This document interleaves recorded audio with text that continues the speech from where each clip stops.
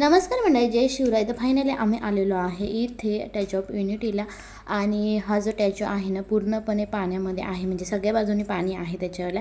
आणि तो जो आहे तर साधू बेटावर उभारण्यात आलेला आहे. तर फायनली आम्ही तिथं गेल्यानंतर ऑलरेडी तिकीट आम्ही येताना म्हणजे अगोदर पण काढू शकतो आणि इथं आल्यानंतर पण काढता येतं. तर बॅग वगैरे जमा करावं लागते, तर ते जमा केलं.